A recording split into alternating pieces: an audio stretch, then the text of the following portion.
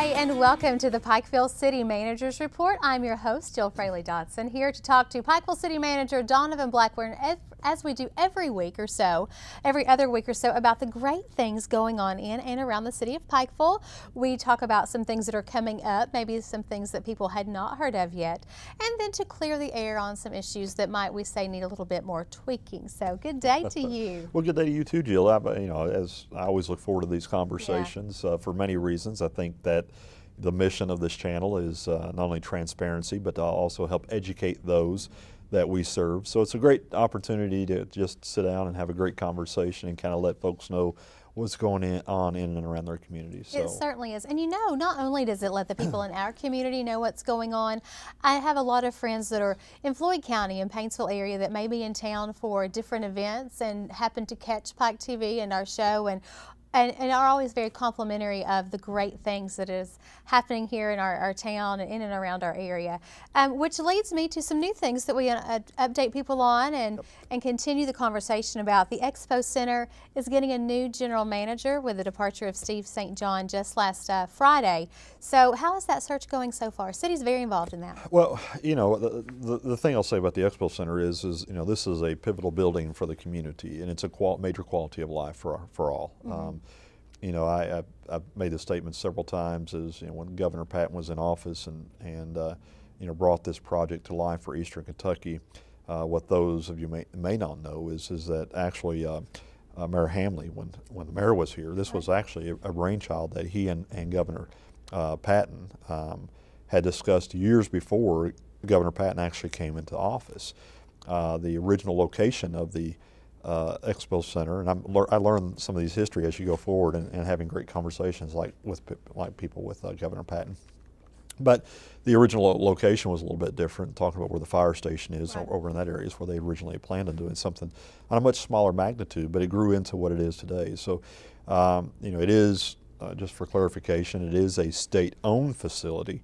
However, after Governor Patton left office, there was no funding available. There was no legislative funding available through the Frankfurt. So for lack of a better way of putting it, the building was about to go belly up. The board that was in place was doing all that they could to keep the thing operational, but without state support, it was about to close. So the city commission stepped in, negotiating up with the finance department in Frankfurt and working through with our state legislators and especially with the leadership of the board, which is Charles Baird, who's been on that board since its inception and does a wonderful job, was able to take over that facility. So the city signed a 99-year lease with the state of Kentucky, and again, in principle law, it's almost like ownership.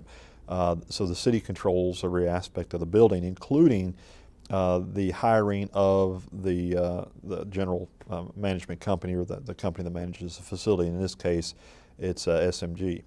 SMG is the largest entertainment company of their type in the nation. And there's question, Jill, and I know we're coming back to talk about the general manager, but I think it's important for people to understand the history of the Expo Center, because sometimes there's great celebration and sometimes there's disappointment in a facility such as this, meaning that the public has a certain perception and they need to understand what this facility means to them. Because this isn't just about a facility that creates just concerts.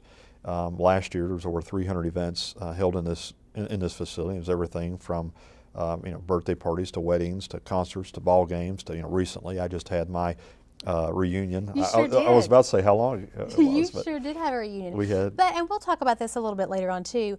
A lot of people think that it is just for concerts, right. But when you have so many events that are booked there, 300 plus you said, and then we see last Friday, of course, we're airing here on the 23rd, the inauguration of Dr. James Hurley, new president of the University of Pikeville, and the gala that night, and how that facility is used for the university, not only for that type of event, but they have events all throughout the year, and especially the men's basketball games. I mean, it is really being used to a totally different aspect than what it initially thought it was going to be. Well, that's a great point. That's kind of where I was heading. You paved the path well. But if you look back at the feasibility study, and again, I think it's important for people to understand this, is that the original feasibility study stated that this facility would not be utilized as it is being utilized today. It was only supposed to attract smaller acts that were closer to here, and by no means is Patty Loveless a small act. That's not my point, but my Right. point being that it's acts such as Loretta Lynn, Patty Loveless, people that have roots, Ricky Skaggs, that would have roots in this area that would be willing to come back to the area. That's what the original feasibility study said. They did not give it a hope to be able to attract national brand acts such as Kid Tim Rock. McGraw. Yeah, Tim McGraw, Kid Rock, and Right. other ZZ Top. Leonard Skinner. We could go on and on. Journey.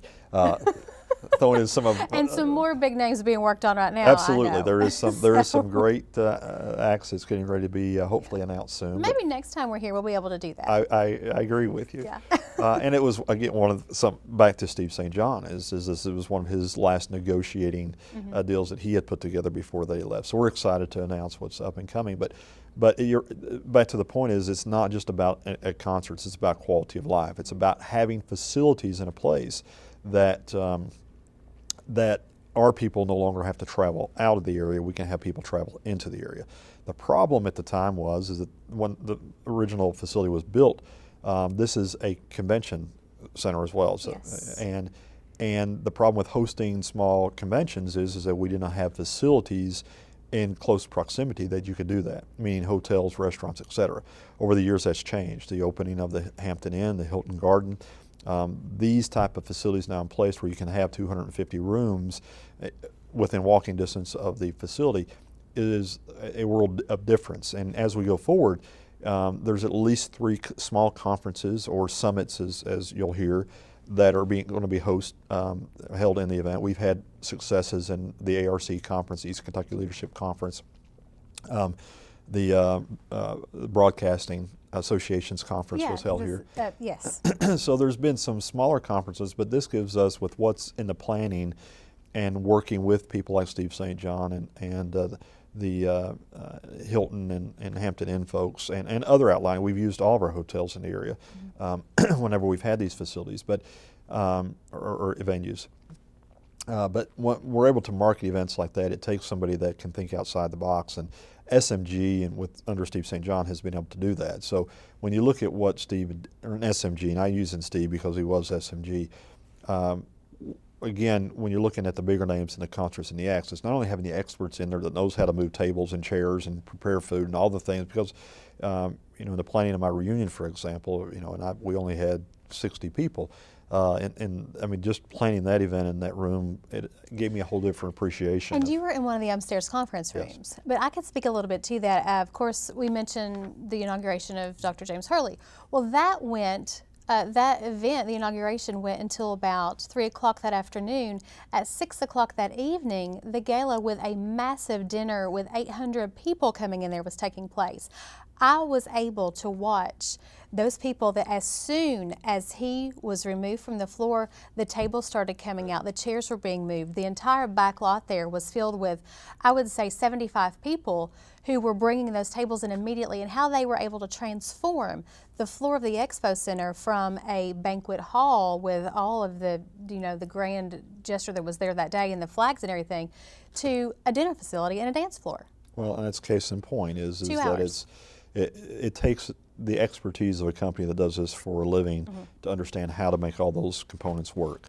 And then this going back to the component of the concert, when SMG being the largest of their type of business, they have many promoters that they work for. And what, again, the general public may not know is if you're bringing in an act, a Tim McGraw, you're not dealing with Tim McGraw or his people or his handlers. You're dealing with a promoter. Right. A promoter basically has all these connections and ties with these entertainment companies that they go out and they establish the route, they create the deal, as they say, and look at the performa and decide whether or not what venues that they want to play.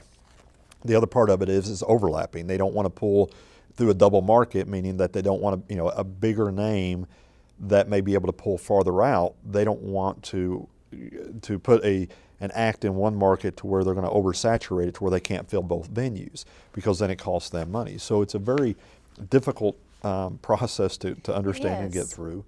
And so what SMG has been able to bring to the table is they manage so many facilities. So if they're in Johnson City, for example, and they're putting on an act there in one of their venues there, and their next place stopover is in Charleston, then we're in between, so we get those in between fillers that normally this facility would not be able to hold, because again, it's a large facility, the footprint of the floor is the same size as Rupp Arena, but the venue itself will only hold for a concert at between 65 and 7,000 people.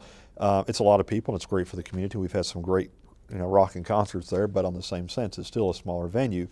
But if an act can pick up 7,000 tickets in between point A to point B, it makes sense to them because they're already paying that transportation cost. Right. So that's how and what SMG has brought to the table. St. John came from their company. He's been in this business his whole life. He understood the business. I made fun of him often because he had the northern mentality, as I call him, and my family, a lot of my family grew up in the north in Chicago and such. But my dad obviously had roots here in Pikeville, and my grandfather and his grandfather, and et cetera. And so knowing that there is some differences in how not only we talk but our actions are, and I think sometimes that's got Steve in a little bit of trouble because he wasn't really perceived as one of us. Of our own. Yeah, one of our own as a southern. Well, and I think the great thing about Steve is that he was able to really adapt to the area and has a wonderful love of our area. He and his wife, and they put roots here, and he did understand. And so I think when he goes on, he's back in Florida now. Yes. We'll be able to take what he learned to be a little bit of a Southerner and a Kentuckian to Florida. But he will tell you, though, it's one of the greatest places to be, and the acts that come in here have always expressed to him their gratitude and their love for the area too, because if we had not had that kind of facility here, chances are they would have never been in this area.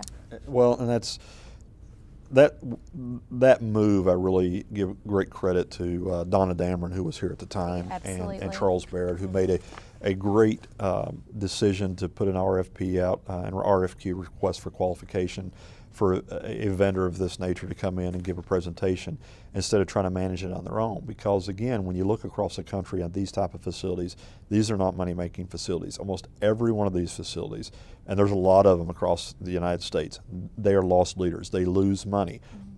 What in turn you're doing though is that if you're creating 300 events, those people that are coming into this venue are shopping and eating and getting gas, and the money the tax base is generated off of that is reinvested back into the city's coffer, again, to improve the quality of life for those within the region. So Steve, will be missed. He became a good friend. He as you said, he married a local gal, and they're back in Florida. But he left a lot of good groundwork.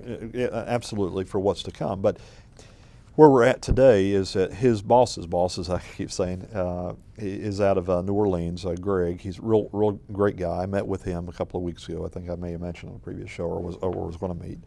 And we've set the groundwork and the criteria for what we want. Now, part of the city's negotiation is, though SMG manages the facility and they are under contract with the city commission actually gets to choose the general manager. Now, SMG will go through the process of bringing forth the applications, looking at those that are qualified, setting up the interviews. I will be sitting in those interviews next week. There is some local folks that's applied that will be given some consideration. But at the end of the day, it's about having the right candidate, a round peg and a round hole, because the success of this venue is driven by the person that's got the keys, and that'll be the general manager. So the commission will eventually, it'll be brought before the commission for their final approval on the new general manager. So it's an important position to the community. It's certainly an important position to the city because of we want to be able to operate this thing efficiently, but also to ensure that we continue to bring in those acts and things that Steve was able to do over the past several years. Certainly so. And as we mentioned just a few moments ago, probably the next time that we meet, we will have a great announcement to make. It probably would have already been made by the next time we meet, but exciting things coming to the East Kentucky Expo Center in short order. And let me hit on one other thing, because I don't think I had it on my notes. I don't know if you were going to ask me or not, but while we're on the Expo Center, I want to congratulate and thank the Pikeville Police Department, and again their work with Commonwealth Kentucky Attorney Rick Bartley and on the ZZ Top investigation. How about that?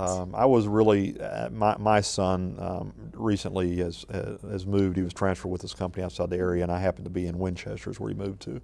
When I got the call from the chief, really excited and telling me that we cracked another major case. And for those, I'm sure you've seen it on the front page and on the East Kentucky Broadcasting putting the message out. But Scotty Hamilton, through one of our fine young officers, does a great work.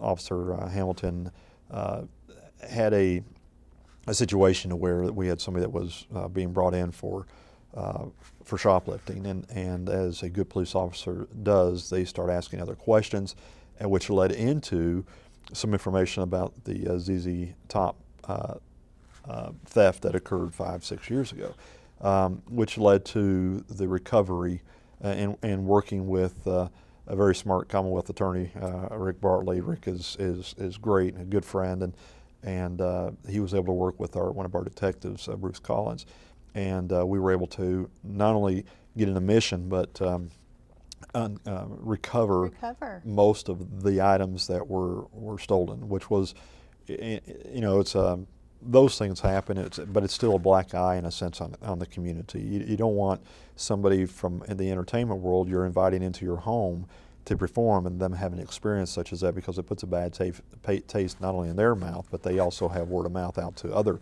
entertainers that this is what happened to them.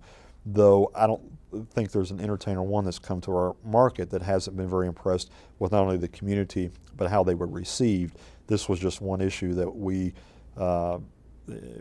felt bad about, and to be able to crack a case such as this was absolutely phenomenal. That's remarkable. I had almost forgotten about it, and then we had it on the news one day last week, and I thought, that's just amazing that it's just the diligence of people knowing what's going on and not letting go of something that maybe some other community might have, but that's the kind of people we have here. And since you mentioned the police force, and we're talking about the Expo Center and events that happen there, a massive event was held this past Tuesday night that has grown to be one of the biggest, I guess, groupings of people that you will see at the Expo Center for just a regular event through the week, and that is Nightmare on Main. Wow.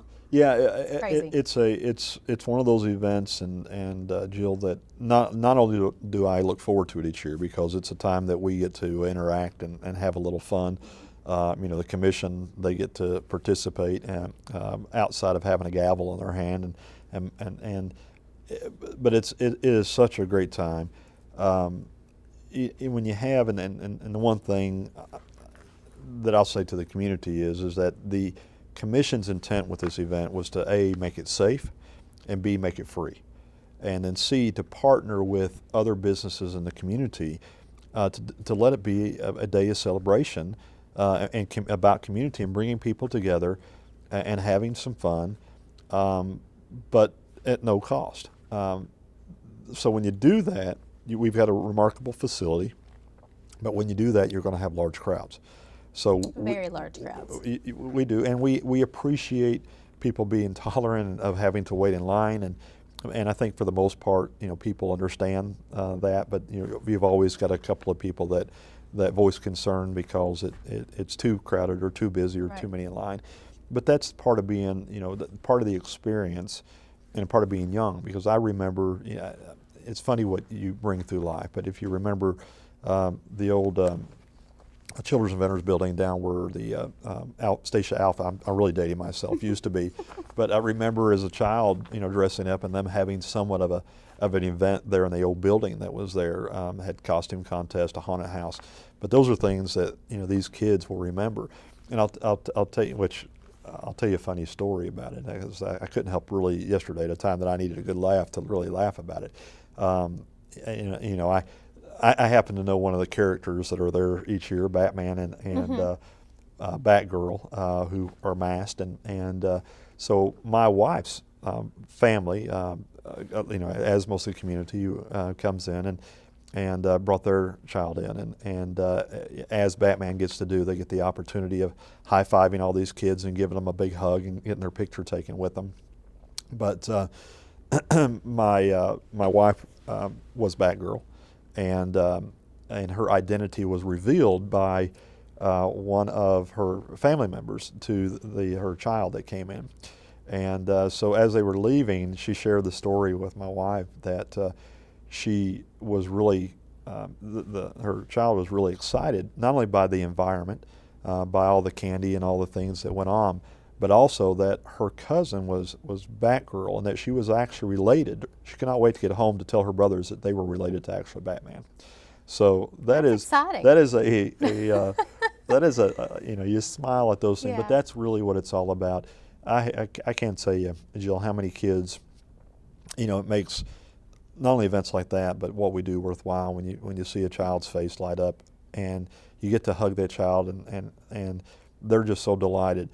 And you look around at what this community had that we take for granted sometimes, that other communities don't have, and that we tend to sometimes forget about. So. We do, and we've talked about that too in the past about local attractions. Look, the Breaks Interstate Park, the Hatfield McCoy Trail, we'll talk about that coming up. But when you live here, you do take things for granted.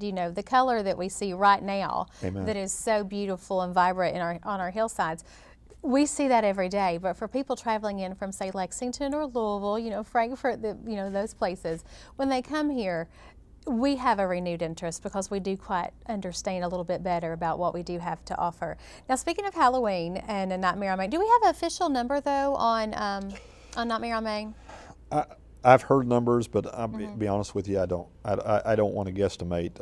What I was told is we had somewhere between 5,000 and 8,000 people. Yeah. It's kind of hard to gauge because people come in and out. Right. I had to leave a little bit early. I left about 10 minutes before the event was over, and there were still people coming through the door at that time. And of course, I live beside the city park, so the event was supposed to end at 8. It didn't end until about 9:15. Well, and it grows and grows and grows every year, but another just testimony to how wonderful of an event that it is, and that it is safe and that it is inside. So if there are elements, say, on Trick or Treat night that are not very friendly, at least you've had the Nightmare on Main event. Which leads me to Trick or Treat, which is actually going to be on Halloween this year, and it almost never happens. I've lived in Pikeville for 13 years, and I don't think that it's ever happened actually on Halloween night. Well, I've been the city manager now for 10 years, and I can't recall us having it actually on Halloween night. So it fell at a great time, and again, just to explain to the community why that we do what we do is that the city and the county both sets Halloween on the same night. We follow suit with what the county wants to do as well, and the judge and I talked about it and decided that it was a great opportunity because it fell on a Thursday this year.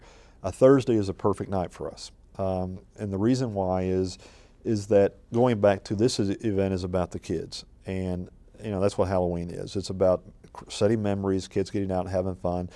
You get the candy, which is always great, but it is about creating memories. And what you don't want to do is to have a child show up and ring the doorbell and nobody be home.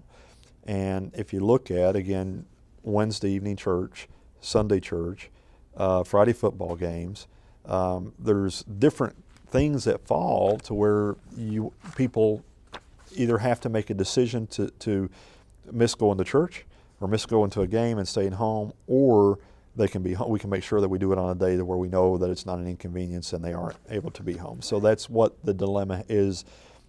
This year it happened to fall on a Thursday, and it's not a Friday night football game. It's not a church night. Yeah. So it fell on a perfect time. So and the beauty of the Nightmare on Main and Halloween is the kids get to go out not once, but they get to have two different environments of going out and putting on the costume and having fun. And before I leave, one thing I failed to mention a moment ago, Jill, that I do want to say is how much we appreciate our local businesses. I had a conversation, a matter of fact, with the gentleman that we're talking to with the Expo Center, and he wanted to know a little bit about the community. And there was a couple of people that was in that meeting, and the one common theme that I hear echoed frequently is a sense of community, that if you have an event, it doesn't take a whole lot to go to these local businesses and local civic groups and ask them for their participation, where they jump on board quickly.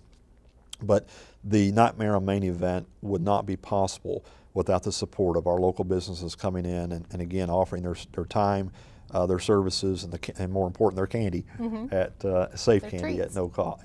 Their treats at no cost. So we really appreciate this community. It really is. When you look around the floor there and see all the different businesses and how they dress up and really do get into the spirit of things, it makes you really appreciate what they do and the event just a little bit more. But We've been trick or blessed. treat, Pikeville and Pike County, October 31st, Halloween night from 6 to 8 o'clock. Please be careful and use extra caution. Some more events. The season for Muscle on Main and drag racing and all that stuff is coming to an end, but I do know that preparations are already being made Yes. for bigger and better events next year, as if they could get any better. I mean, they're pretty fantastic. Jesse does a great job with those. Jesse Bowling, our director of tourism, and Sean, who's in a new role but still is playing the role right now of director of events, and Minta Cheney with Main Street, and the whole Pikeville team and all of our partners has done an outstanding job. We had a great season this year. We pulled something out in the latter part of the year with this drag racing that we had no idea how successful it would be. You're right, next year we're thinking bigger, we're thinking better. We've got some plans that actually I'm presenting to the City Commission this coming Monday on trying to generate some areas for seating and to make it a little bit better environment. We improved it from the first race to the third race we had with bringing local business in. We had Pig and a Poke and Bob's Mountain Barbecue competing on both sides of the event, and the expos come in. But there's going to be a lot of changes, I'm hoping, going into this next year. We've already had a couple of meetings. To your point, our season has ended. The middle of October ends our event season. We'll come back and start back up in April. During Hillbilly Days is our official kickoff. The weekend of we do our river trails and our Hatfield and McCoy tours start up. Something new that we'll have next year, a new attraction, is our new horse trail. If you haven't been up to Bob Amos, and Is the barn completed? the barn is completed. Okay. They're doing some final punch list items, but as a matter of fact, you're probably going to see some news stories coming out this week. A couple of our city commissioners giving updates on the completion of that project. If you participated in the run with my good friends this past year, we used actually part of the horse trail as part of the Rough Tough Cuss race, and actually today this Rough Tough Cuss race is growing. That's another event that'll be an earmark event next year for the Hatfield McCoy Festival. Joel Thornsberry, Jeff Vanderbeck, Steve Lockhart, and a few others are really gung-ho on this. They've had 2 or 3 meetings already in the planning stage, or actually I just had a meeting before I left come to here that they are, by Sean Cochran telling me that they were meeting today. So those events, what we're looking at targeting next year is a little bit different. The same type of events, but a different process, meaning that we want to create created events so that each weekend you'll have something going on, but you'll know what that event is. And we're looking for our third event is what I'll say. And we have some ideas of what we're going to do with that. But Muscle on Main again, that'll be one weekend. You got the Friday night Main Street live events. That'll be a weekend event. You've got now 3 type of festivals between the 4th of July, Hatfield McCoy's, and Hillbilly Days. So you've got 3 different times of the year to where you've got more a festival type of event going on. But what we're going to try to do is to pick each weekend to have something planned, again, from April all the way through October, so that you'll know the third weekend is the Burnout, the Cruise In, the Muscle on Main, so forth and so on. And the Riverfield is probably going to be a pivotal piece of that. We're looking at ways to improve, and because our crowds are starting to grow, we're candidly speaking at the Expo Plaza is now too small. I would have never thought that when we first started this. It is too small, though. So we're looking at some other opportunities, and so starting out in April. And then another thing that I'll mention that going back to our partnership,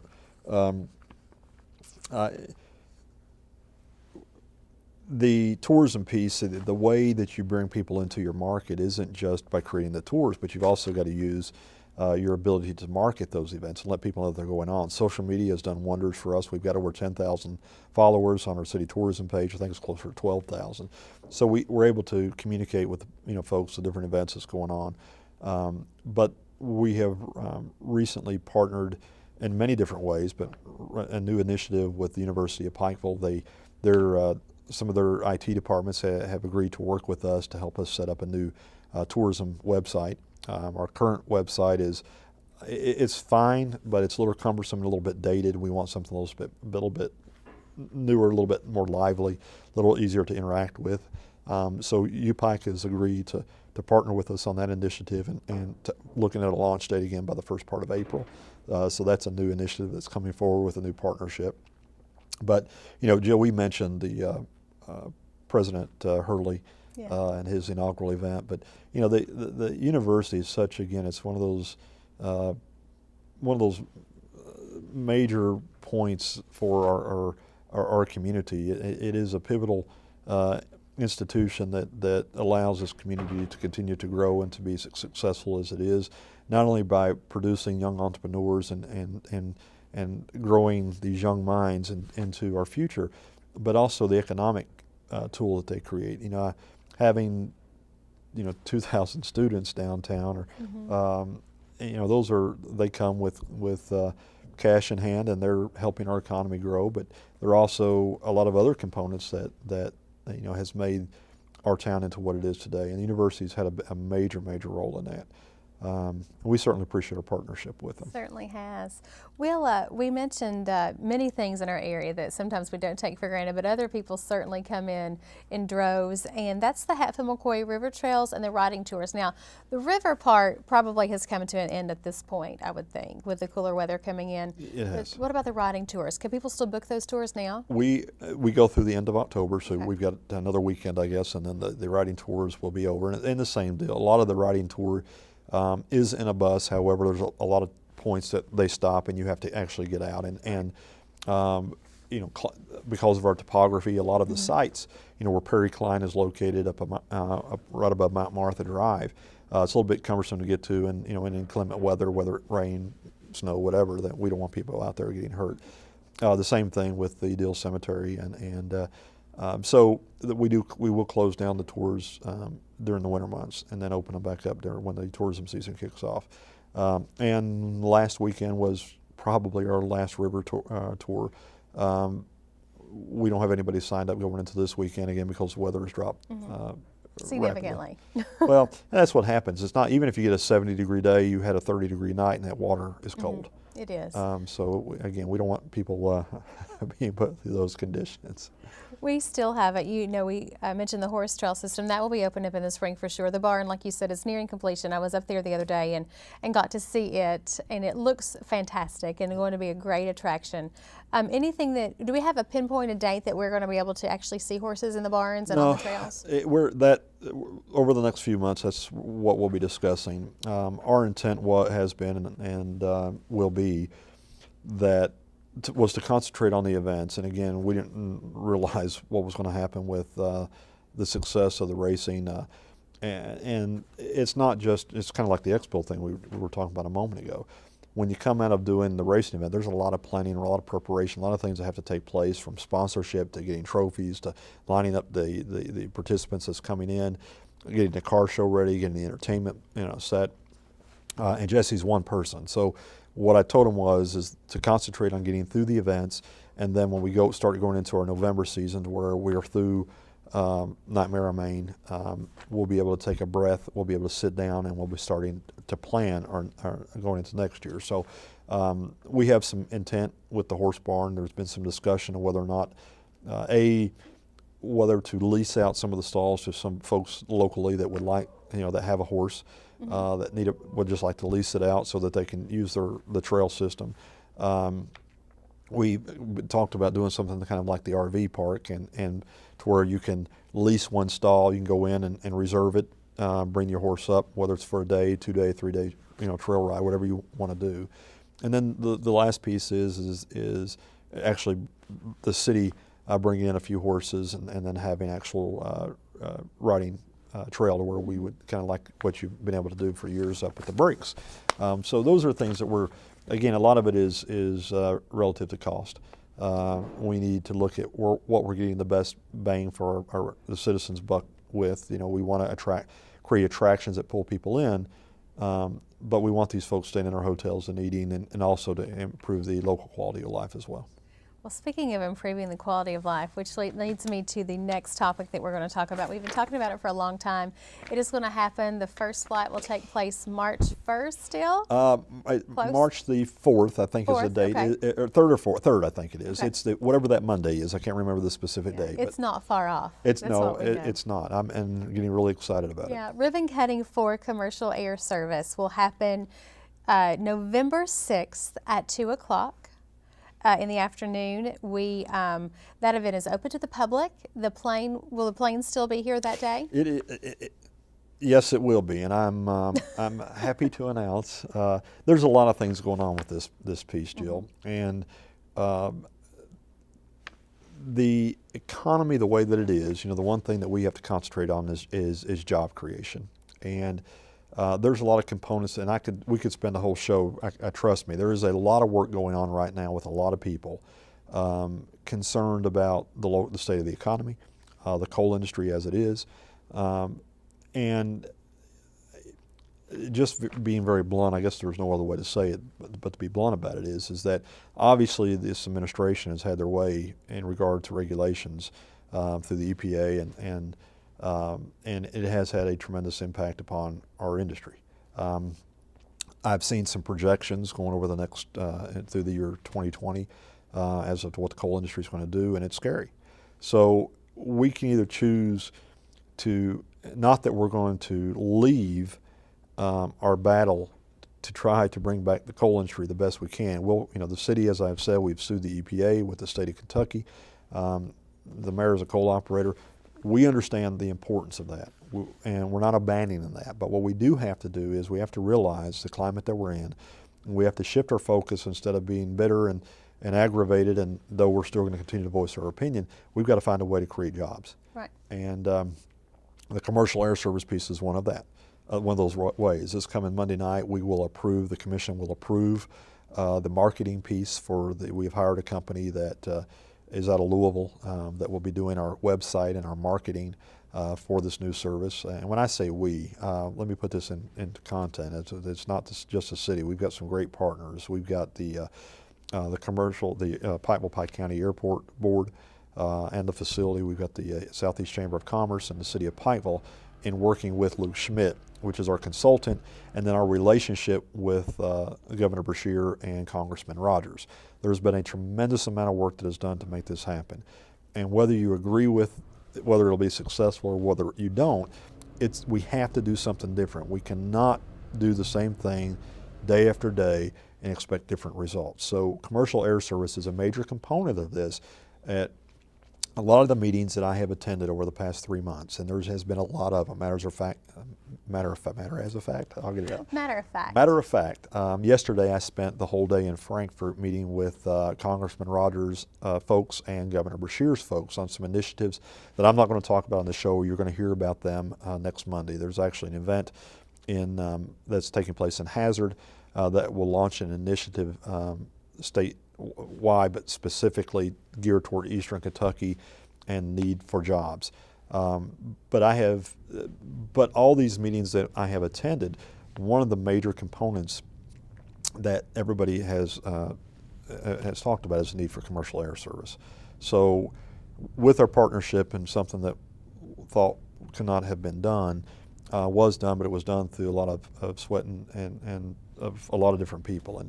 And we're happy to get it to this point, but we've hired 2 companies to actually create the charter service that we've talked about on previous shows. I won't bore the people with those details, but at the end of the day, what we've got now is a 19-passenger twin turboprop plane, a Dash 7, Dash 8. We can actually go up to a 30, I think it's 38 passenger plane. But at this point, this 19 passenger plane will start service in March. The maiden flight for that, we're going to have a little symbolic ceremony on this date that you just mentioned, on November the 6th at 2 p.m. Governor Beshear will be here. Congressman Rogers will be here, both to celebrate this event. So there'll be an agenda that will go out here in the next week to announce the event. But the money that was committed to the project, with the help of both the congressman and the governor, to understand that in order to attract industry, you've got to have tools to get industry here. Commercial air service is a big piece of that. So we've got enough funding to allow this service 2 years to get off the ground, no pun intended. But so it will be a quality of life and a help to our local businesses, but also a tremendous and important recruiting tool for us to recruit industry into the area. So I think people, I've seen some petitions on Facebook. I mean, there's a lot of loyal citizens out there that understand the need to create jobs. Trust me, this item has not gone unnoticed. It's not that your local leadership doesn't understand the significance of this. We do. There's a lot of conversations taking place. I've met numerous times with the Southeast Chamber. I've had umpteen conversations with Governor Patton, Governor Beshear's camp, Congressman Rogers, as I just mentioned. I can't tell you how many times we've talked about. So there is a lot of movement. There's a lot of initiatives, and a lot of support for this. Marion's Branch is a pivotal piece of this, creating locations for industrial growth. But we have to understand that this is a regional problem. It's not just a City of Pikeville problem. It's not a Pike County problem. This is a regional problem, and we're going to have to work as a region to fix this problem.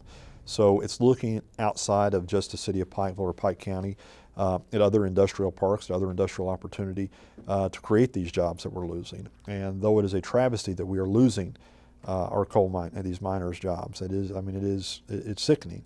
But we also have to look at other options and other tools of what we can do while people are hurting to try to get people back to work. A big part of that is corporate recruitment, and diversifying your economy. We've been able to do that within the city with the education field. We've been able to do that with the medical field, with tourism, banking, finance, retail. And because of that, the City of Pikeville has grown, even in these tough economic times. What we've got to do is we've got to find a way to do that for the region as well and get our miners back to work. Absolutely. I could not have said it better myself. Now, if you've been listening throughout the time we've been here, I don't know if our viewers can hear it or not, but work is still continuing on the Jenny Wiley Theater project. You can see, I was driving past yesterday and looked over and saw all the steel beams go up, and seeing the actual rendition of what it's going to look like, be able to see exactly kind of how the mold is there nearly. It is. It's an exciting time. When you look across the landscaping of the city, these are things we've talked about, Jill. You and I have spoken on this program about for the last couple of years.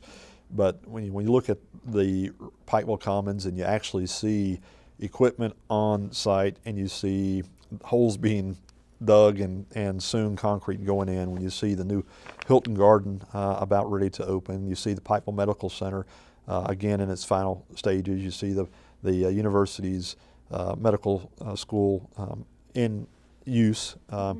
It's an exciting time. And then again, another one of those components that we've been working on is the theater project, and to see the skeleton go up, the steel, is exciting because it's on its way. And we expect to have this facility completed by the end of March, sometime at the end of March, middle of April.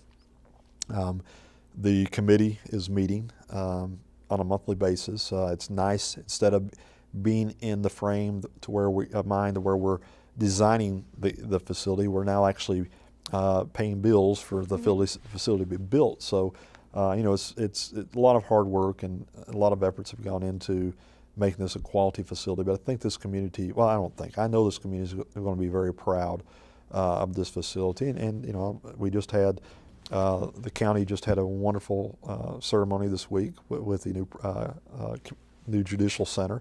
And what a beautiful building that is. It's absolutely gorgeous. I mean, the architects, as you know, I sit on the project development board. I've had the opportunity of we were trying to figure out yesterday with the board members how long we've been working on this. It's been 3 or 4 years that this committee has existed in building this facility. So, and everything from hiring the developer and the management company, putting this thing out for bid, to actually to seeing it come to fruition and open. And County Judge Wayne T.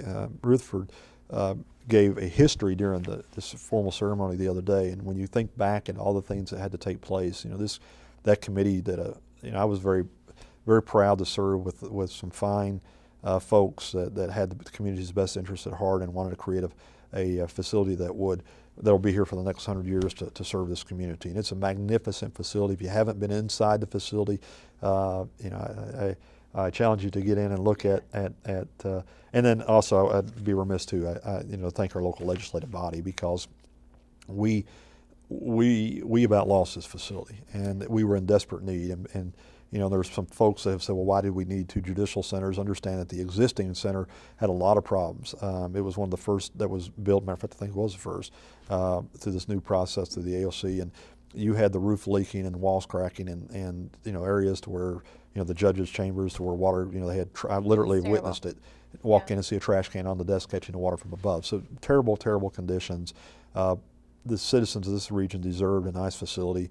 Again, the legal system is the backbone of our economy, or country rather, not our economy, but our country, and making sure that we have principles in law and that people follow and there's order.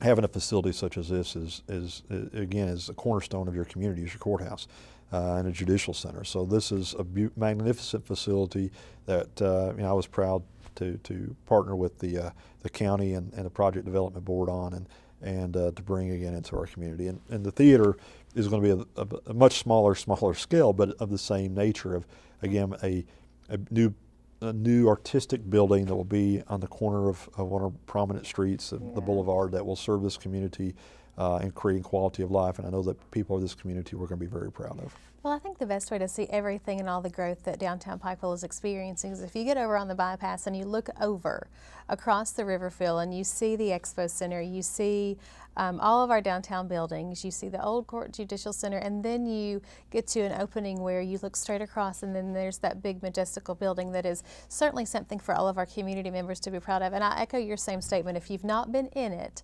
it's an open building. You can walk in at any time and see just how beautiful it really is, and it will give you a renewed sense of pride in your community for sure. Well, back to your comment, Jill, I'm going to say it till I'm blue in the face, because people need to understand.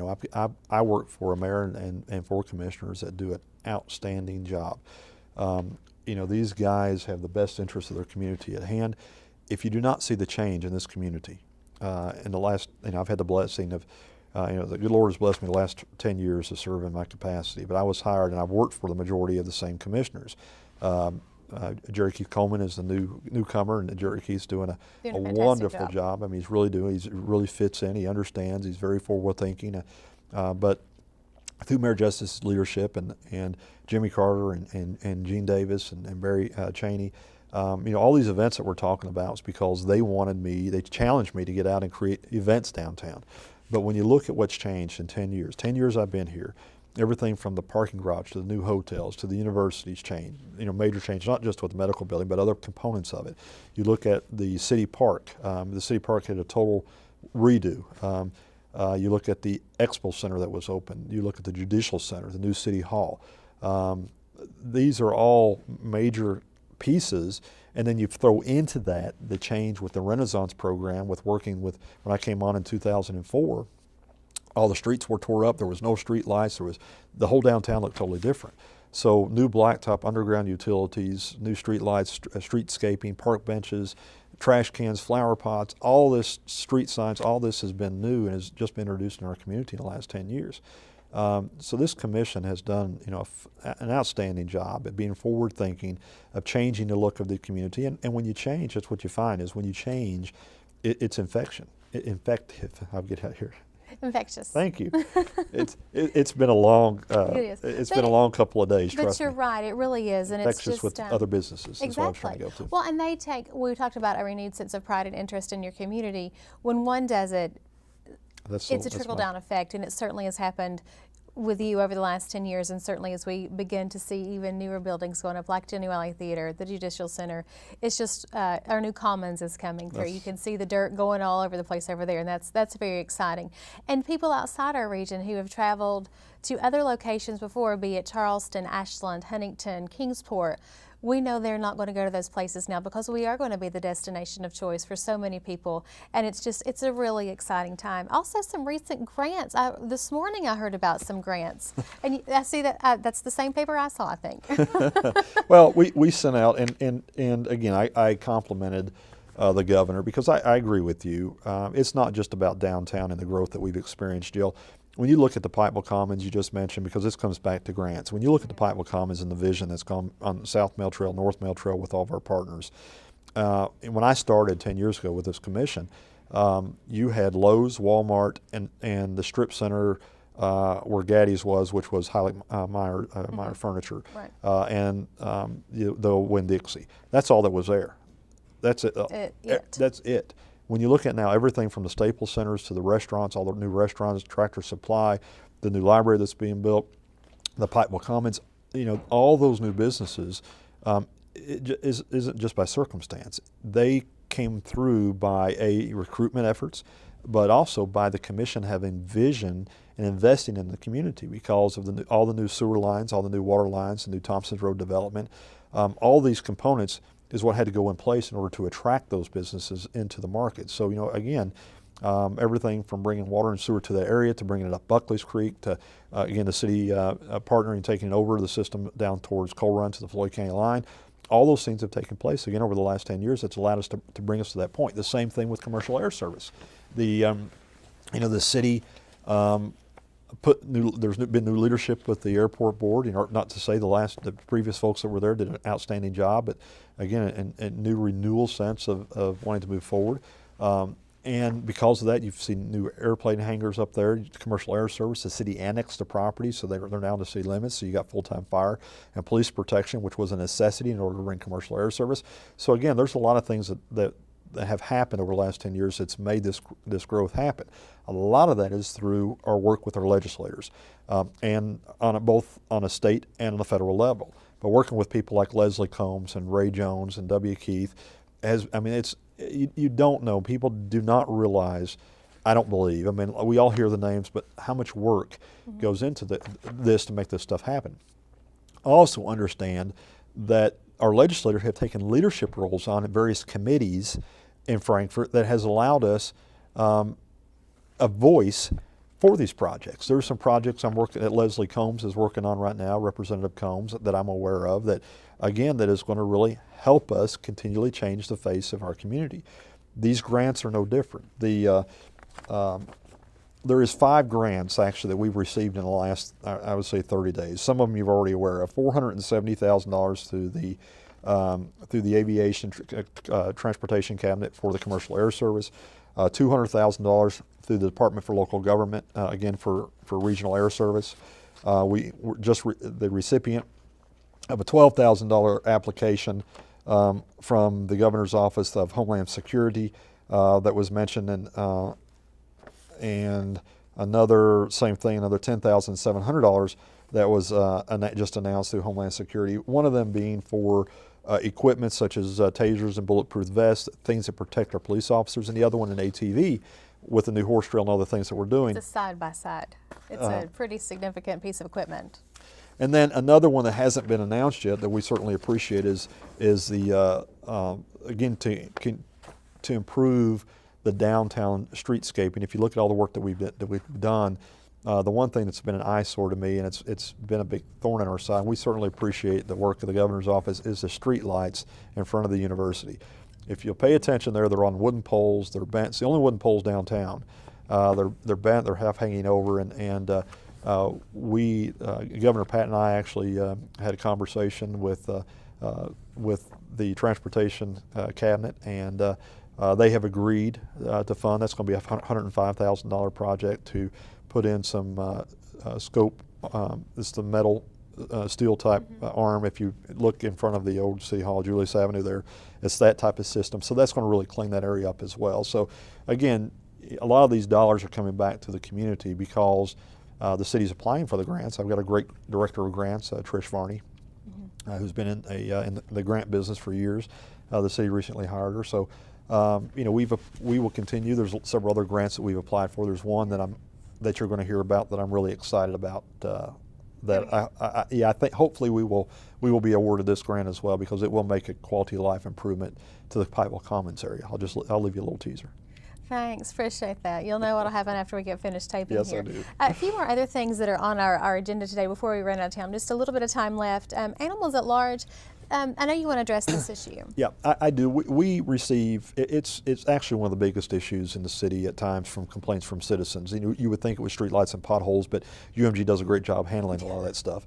But our biggest probably complaint is animals at large. And one of the things I just want to take a moment to, because this is a Kentucky law also with the city ordinance, and it is a pet owner's responsibility to make sure that you know, we all have our pets, and we love them, but it's our responsibility to keep them Contained. That's a great word to use. I was looking for it, and not at large. And what at large means is simply is an animal that's allowed to roam without being contained on your property. So if you're out with an animal, if you're walking your dog and it's on a leash, like most people have heard of a leash law, that is mandated in our community as well. So if you're out walking your animal, you just need to make sure that they're contained on a leash. If your animal has to stop and use the restroom, there's doggy bags, pet bags, I should say, throughout the community that we've placed strategically for you to please utilize, because each one of the failure to do that results in a fine. And right now we've got a couple of areas within the community that we're having a population problem, because what happens is if you let for a cat out, for example, and they end up mating with other cats, and then all of a sudden, you know, you've got a problem, a lot of cats in the area, and that's what we've got right now. So you know, there was some letters that went out to some different residents, areas, neighborhoods throughout the community, explaining what the city's law is that again there is a pretty substantial fine associated in failure to comply with the affectionately known as by most communities as a leash law. As I said, I've been a pet owner for I've been married for 26 years, and we've had a pet for 26 years, and we love our animals, and we love people that have other animals, but we also ask people to take ownership and responsibility of their pet and keep them contained so that they're not on other people's cars or in their backyard or on their front porches and leaving gifts that we may not want. Yeah, just be very mindful of that and what's going on in and around your area. Some board appointment changes that you want to mention? There is some new board appointments coming up. One thing I thought I would mention, and we'll talk about maybe on another show, but if you know, there are numerous boards. I think the city has close to 21 boards and committees and that we appoint to. But if people have an interest on the board, serving on a board, please let me know. We're changing some of our criteria. Currently, you have to be 21 years of age and a resident of the city. The commission is freeing that up. Actually, this coming Monday, we'll pass an ordinance that you'll be 21 years of age, but either a property owner, somebody who works and pays taxes in the city, or lives in the city. So trying to open it up to try and entice more people to want to serve on these boards and committees, because they're important to our community. They are, and if you have a heart for community service Amen. and seeing your community grow, there's nothing more rewarding than to be able to see those projects, like so many that you have seen and I have seen with the Bear Project specifically, come to reality, and it's just really a great sense of pride. So if you want to do that, contact Donovan at your office or one of your city officials, and we'll certainly get them pointed in the right direction. I know lastly, before we run out of time, congratulations, we've mentioned it before, to the new president of the University of Pikeville, Dr. James Hurley, one of their own, amazing success, under 40, such a vision for the university, and certainly I know that you all will work very closely together. We do. We've got a lot of different partnerships with the university. Again, as I mentioned, they're a pivotal part of our community, and James Hurley is a personal friend and has done a lot of great work for the university, and we're really looking forward to serving with him and working with him in his new capacity. Yeah, maybe we'll have him on a show coming up sometime. Idea. Good idea, coming into the holiday season. Hey, Donovan, we're out of time. Lots of Went quick. lots of information covered today, and certainly when we meet again in a couple of weeks, we will have even more fantastic announcements to let everybody know about and some new projects to update everyone on. Good to see you. Same here. Looking forward to it. This Next meeting soon. That's right. This has been the Pikeville City Managers Report. Thank you so much for joining us. We'll see you next time.